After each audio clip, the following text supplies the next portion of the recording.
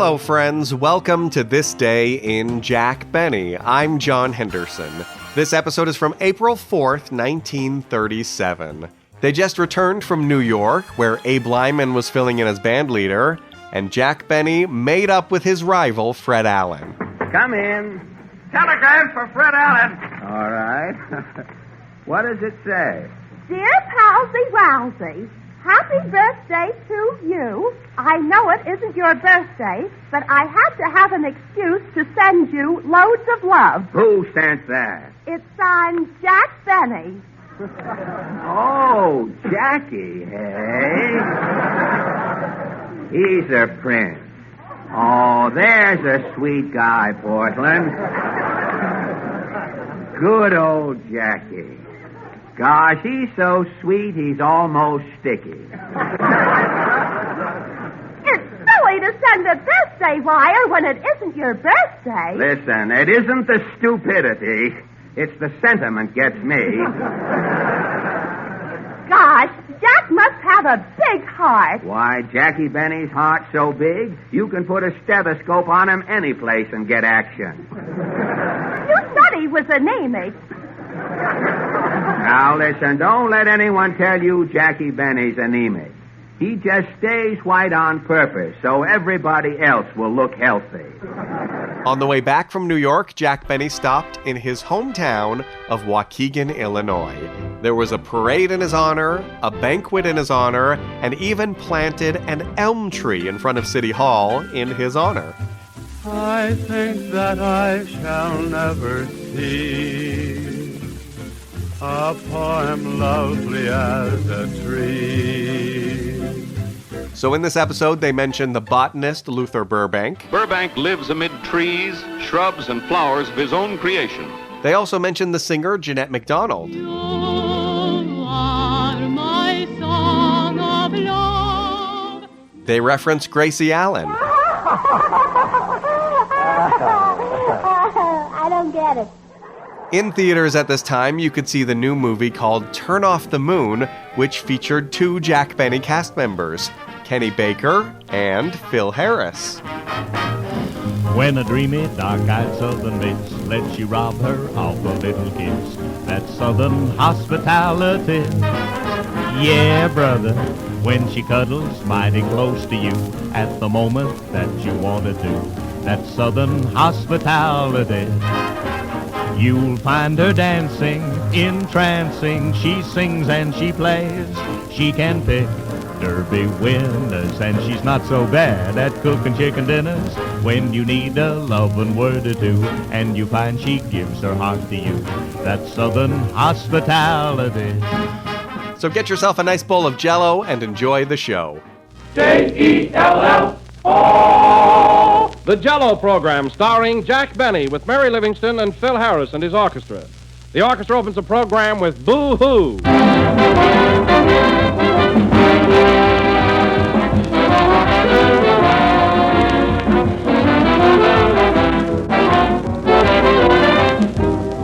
All of us take a lot of things for granted, like the telephone, the movies, and I know that often goes for your grocer, too. You know he's always there, ready to serve you. But I wonder if you also realize that your grocer is your friend, who is constantly striving to give you the most efficient personal service, plus the finest foods available. We're mighty pleased with the way our dealers have been so anxious to meet your demands for Jell-O, and the way in which they have kept Jell-O prominently displayed, where you can see it and get it quickly and easily. And the makers of Jell-O want me to remind you that April 5th to April 10th is National Retail Grocers Week. And we hope you'll patronize your grocer this week especially to your fullest extent. The next time you're in the store, be sure to get a supply of Jell-O. There are 6 delicious flavors, and every one is made from fresh, ripe fruit. But be sure you get genuine Jell-O, for no other gelatin dessert has Jell-O's extra rich fruit flavor. Ask for Jell-O and look for the big red letters on the box.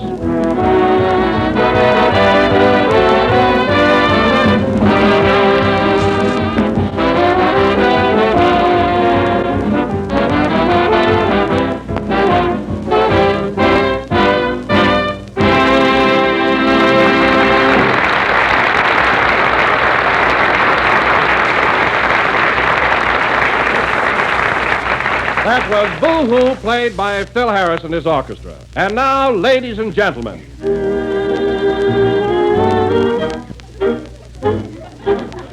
Spring is here. Ah, beautiful spring, bringing with it butterflies, blossoms, wildflowers, April showers, and... Jack Benny.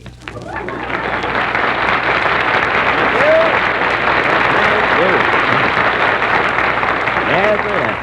Hello again. This is your little buttercup speaking. Isn't that springish, folks? Ah, but spring is here. Nature beckons, and we are all victims of its magic spell. Aren't we, Don? You said it. Honestly, Don, I feel so good I could go right out and play 2 brisk holes of golf. Don't overdo it. Aren't you glad that we're back in California, especially during the spring season? Oh, I sure am, Jack. Everything is so bright and green. And have you noticed how warm it's getting? Yes, sir. Real summer weather. And by the way, Jack, have you filled your swimming pool yet? Yes, Don, with water and relatives. But I don't care about that. I have other interests this time of year, planting and gardening. Really, you don't know how much pleasure I get out of working in my garden, just digging into things. Jack, I didn't know you were interested in gardens. Oh, Don, just give me a hoe and a package of seeds and I'll sow my head off. I'm just mad about parsley in its wild state. Oh, go on, Jack. You're not the type that works in a garden. I'm not, eh? Look at these calluses on my hands. Those are knuckles. Well, if I turned them over, you'd see something. Oh, yes, Don, I'm a real gardener. In fact, quite a soil tiller. Oh, hello, Mary. Hello, Tilly. That's Tiller, and you can laugh if you want to, but I've gone in for agriculture in a big way. I'm not laughing, Jack. Gee, I plant a garden every year. You do? I'll say. Just give me a hoe and a package of seeds, and Mary Dora goes wild. Well. I've been working on my garden all week. Oh. Yesterday, I put in carrots, pansies, cherries, violets, and radishes. And I planted them in straw. In straw? What are you trying to raise? Spring hats. Spring hat? That's silly. By the time they come up, the season will be over. Then I can add a turkey and use them for Christmas baskets. Well, that's very clever, very. Say, Mary, the way you grow things, you're a regular Luther Burbank. I'll say. I even found out a way to grow mashed potatoes. How? Well, first I put vanishing cream on the skins. Yes. Then I plant them with a hammer.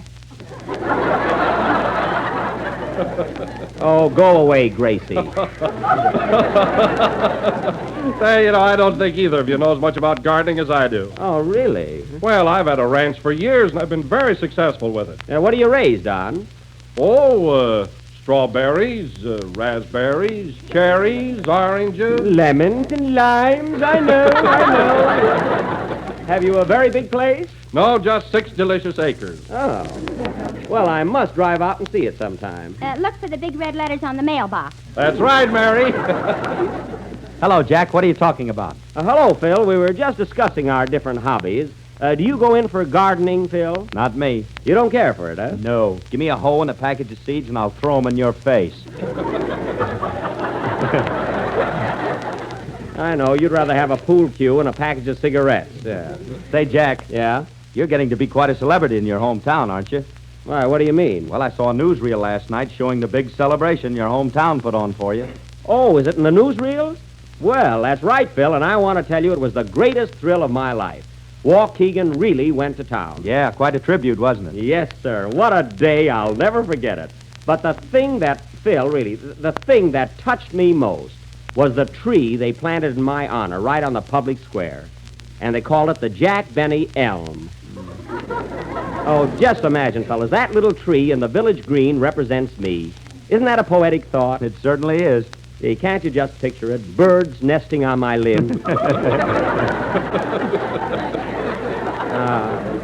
No, really, lovers carving their initials in my trunk. Beautiful. And can't you just see me there in the park, swaying to and fro in the breeze? Drunk again. You know I don't drink. And then picture me there in the various seasons. Winter, and my limbs are covered with snow. Then spring comes, and I bud. Then summer comes, and the soft breezes caress me. Then woodpeckers come and you're air conditioned.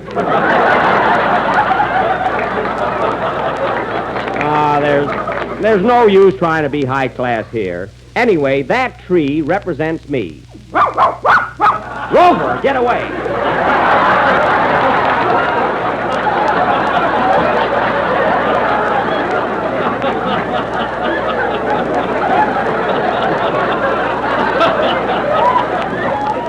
Anyway, I tell you, boys, I tell you, when your hometown comes through like that. Hello, fellers. Oh, hello, Kenny. What are you talking about? Jack thinks he's a tree. Oh, boy, let's climb him. Hey, don't get smart, Kenny. What a gang on this program. Isn't there a single nature lover among you? I think that I shall never see a thing as lovely as a tree. Did you ever see Marlon Dietrich in a bathing suit? Oh, yes. What am I thinking of? Play, Phil. Oh, Woodman, spare that Dietrich.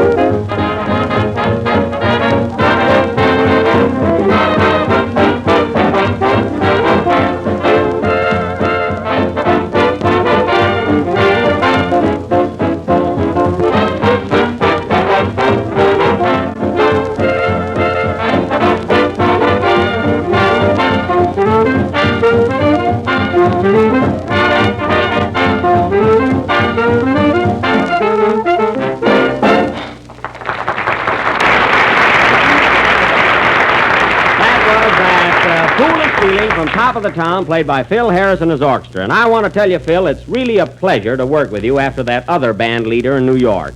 You know, the one who thought he had me scared. What a rowdy. Now, wait a minute, Jack. If you're referring to Abe Lyman, I want you to know that he's a friend of mine. Oh, I didn't know he had one. And furthermore, Abe is as sweet and gentle as a lamb. Yeah, he's gentle, all right. He slapped me on the back one night and my pants went to half mast. Well, Jack, you know...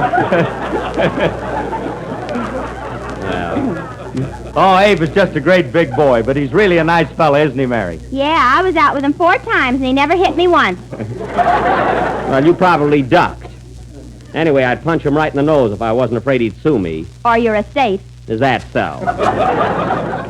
The trouble with you, Jack, is, well, you can't get along with anybody. You're always running people down. Oh, I don't know. You never heard me pan anyone but Lyman, did you? What about Fred Allen? Oh, you mean my pal, Freddie? Why, we're the best of friends. Our little feud was all in fun, and we were just tossing jokes back and forth. Well, he tossed them further than you did. Yeah, and he was funnier, too. Everybody knows that. Why, that's silly. I got just as many laughs as he did. Yes, but don't you see, Jack, they were laughing with him and at you.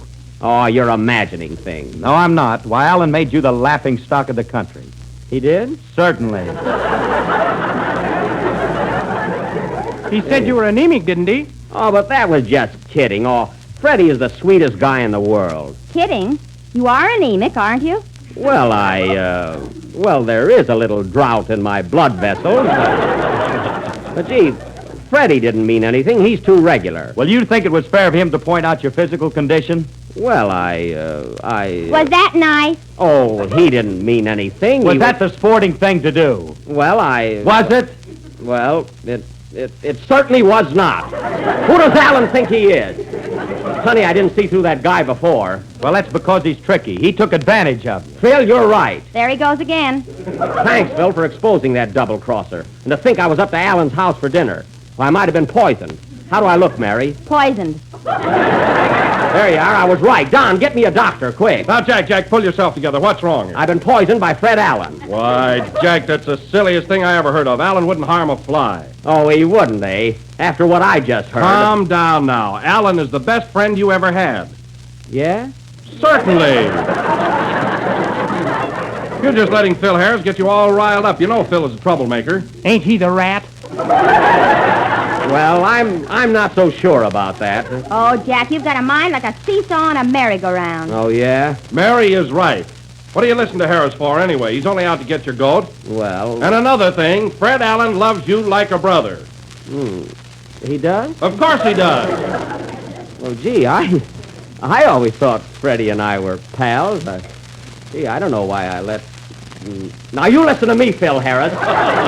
If you think you can start a lot of trouble around here and sway me, you're badly mistaken. Attaboy, Jack. I'm onto your little game. Believe me, you didn't have me fooled for 1 second. Well, I have the right to my opinion. Opinion? You got an opinion like a seesaw on a merry-go-round. Did that come around again? And another thing, Harris, keep your nose out of my business if you know what's good for you. That's what I say. You shut up. I'll attend to Phil. Oh, lay off, Jack. Phil Harris is the best friend you ever had. He is? Gosh, now where am I? Oh, let's drop the whole thing and go on with this program before I make a chump out of myself. You mean again? I never saw such a... What are you going to sing now, Kenny? Gee, I got so excited about you being poisoned, I forgot. Well, I wasn't poisoned. Mary, while Kenny is singing, send a wire to Fred Allen and tell him I'm sorry, will you? Shall I pay for it? No, let him be a little sorry, too. Okay. Well, sing, Kenny. Play troublemaker or pal or whatever you are.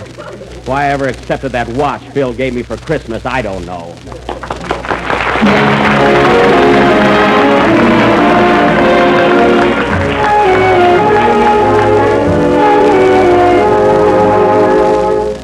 Lovers from time immemorial have pleaded and promised to wed in some moonlit setting pictorial. Somewhere or other I've read his story might have been different if some of these lovers had said instead, turn off the moon, that heavenly spotlight above, turn off the stars, for I'm falling madly in love. When the night is dark and I am just myself, I can't be misled. But when there is moonlight, I don't trust myself. My heart runs away with my head. Turn off the moon, that symbol of dazzling delight. Turn off the tune the whippoorwill sings in the night. Words that should be sensible become incomprehensible, and I start to cool like a dove. Turn off the moon, for I'm falling madly in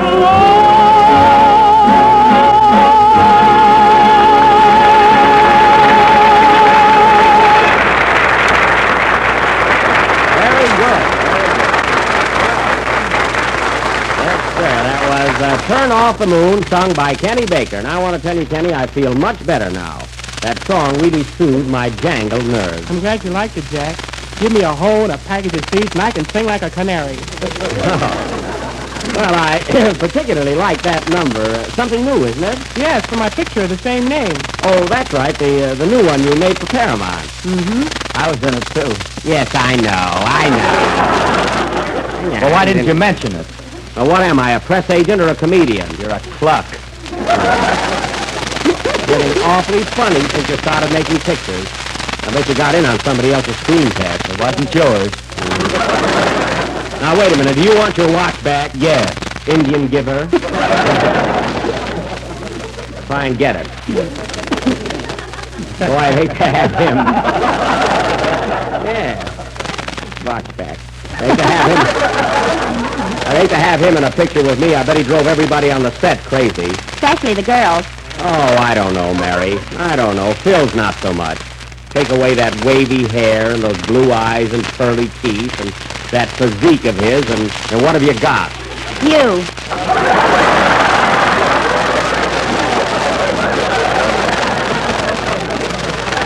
The fine answer. I'm sorry we were interrupted, Kenny. What were we talking about? My picture. Oh, yes. And say, you seem to be pretty busy these days. I understand you're singing here at the Paramount Theater this week. Sure, and I tell jokes, too. Smart ones. Oh, so you tell smart jokes, huh? I bet the audience doesn't get them. Neither do I. Well, I can't understand that. Didn't anyone in the audience laugh? Oh, only my girl, but what does she know? Well, she has faith in you anyway. You know, Jack, I saw Kenny's act last night, and believe me, his singing goes over big. Well. He's a regular Jeanette MacDonald. Well, I'm proud of you, Kenny. I really am. You know, I used to love the stage myself. It's too bad vaudeville is dead. You did your part.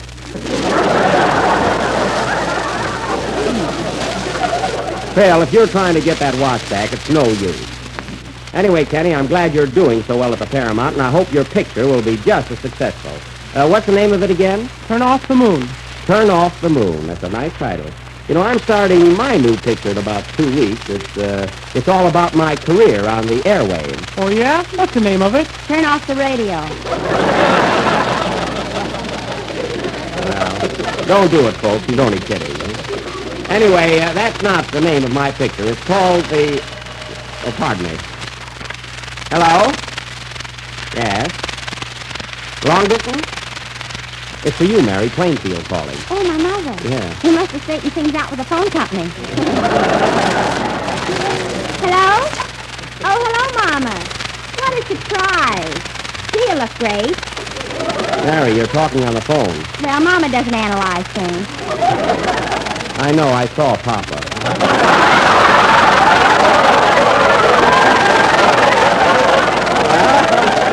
Might as well give myself a joke once in a while. Yes? Yes, what's that, Mama? No, you're all mixed up. It's nothing like that. What's wrong, Mary? Mama's mad because you poisoned Fred Allen. Tell her I didn't do it. No, Mama. Does Jack look like a murderer? He does not. Oh, nobody looks good in the newsreel. Thanks, Mary, thanks. Say, Mama, did you have a nice Easter? Oh, that's good. How's Papa? What? He did? What happened, Mary? What happened? Papa looked in the mirror yesterday and said bear traps all over the house.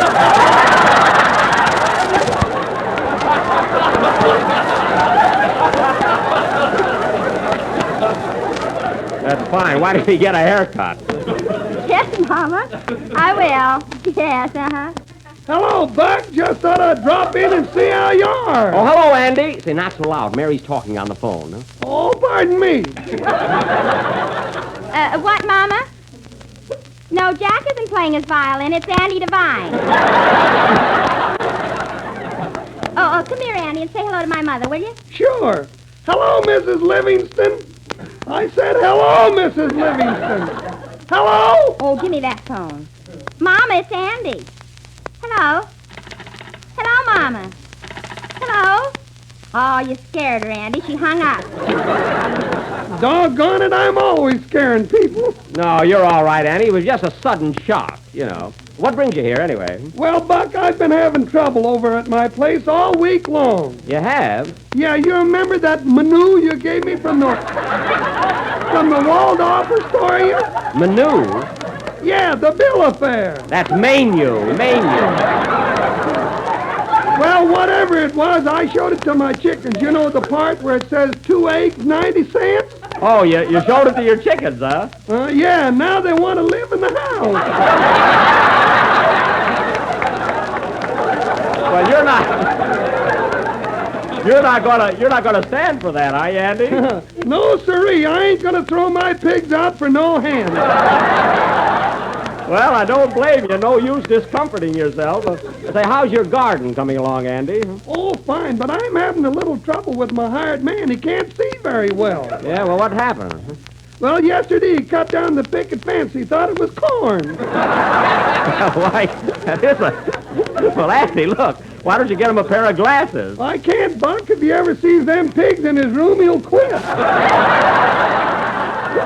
now, that's silly. I mean, doesn't...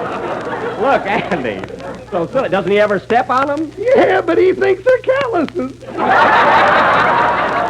I can't understand that. Don't the pigs groan and squeal? Sure, but they sound just like me, and he don't pay any attention to them. Well, then you're very lucky. You're very lucky. Say, come here a minute, Andy. I want to ask you something about my garden. Look, do you think that if I... Wait a minute, Andy. Play, Phil. Andy, do you think that my artichokes would object if I put onions next to them? Huh? Well, Buck, I don't know. I don't know. What do you think about it, Andy? I think...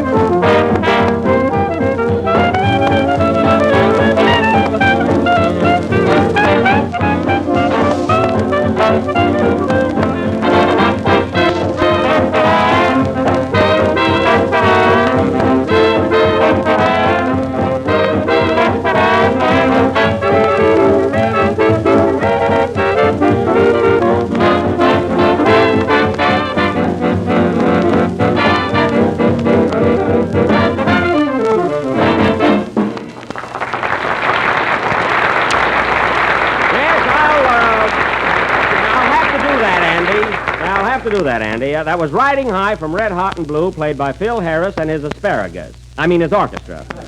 And now, ladies and gentlemen, I would like to make a serious announcement regarding one of our future programs.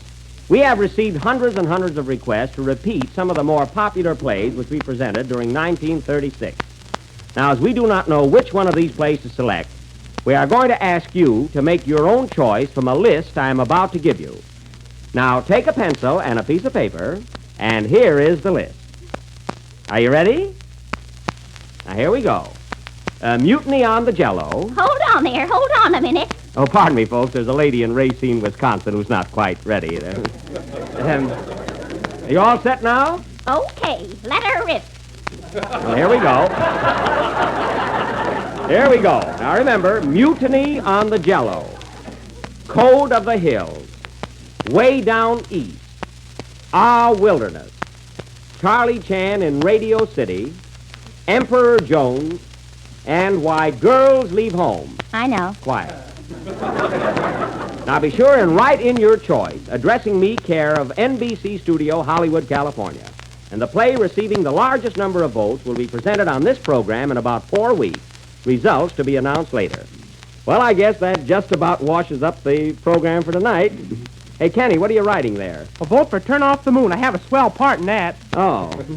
Are you voting, Don? Why, sure. And, Jack, which play was it where I said Jell-O is the most popular gelatin dessert in the world with its new extra-rich fresh fruit flavor, and every day millions of people eat it? Well, just pick any one of them, Don. Any one of them will do it. Well, you can all go now, fellas. Okay. Well, so long, Jack. See you next Sunday. So long, Kenny. Take it easy, Jack. Say, Jack, Yes, Phil. I wasn't in any of those plays you mentioned. Well, we'll find a little part for you. That's what I'm afraid of. Don't worry. Wait for me, Mary. I'll take you home. All right, Jack. Well, so long, Buck. Oh, are you still here, Andy? Yeah, but I'm going too. Say, wait a minute, Andy. Before you go, come here a minute. Look at this, will you? What? Well, here's a funny seed I found this morning. I can't make out what it is. Let's see it. Looks like a watermelon seed. Well, I don't know, Andy. It looks more like a sunflower seed. I can't figure it out. Let me see that, Jack. Here. Oh, what's the matter with you guys? This is an elk's tooth. It sure is. Yep, it's an elk's tooth, all right. Throw it away, Jack. No use raising elk. No, that's right. That's right. Come on, let's go. Let's go. There's a brand new Jell-O dessert that you're going to say right off the reel is something really special. Banana Bavarian cream. Smooth, rich, and downright delicious. And here's all you do to make it. Dissolve 1 package of lemon Jell-O in 1 pint of hot water. Then whip 1/2 a cup of heavy cream and fold it into the Jell-O when the Jell-O is slightly thickened. Next, fold in 5 bananas, crushed to a pulp, and sweeten. Mold and serve, and listen to the family cheer. For everybody is sure to enjoy the combination of the rich banana flavor with the tart, tangy lemon Jell-O. So serve it soon. But when you make your Banana Bavarian cream, be sure to make it with genuine Jell-O. For only Jell-O has that extra rich fruit flavor from fresh, ripe fruit. That's why Jell-O is the most popular gelatin dessert in the world today.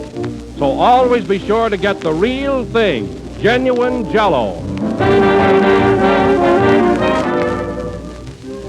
This is the last number of the 27th program in the new Jell-O series, and we'll be with you again next Sunday night at the same time. Good night, folks.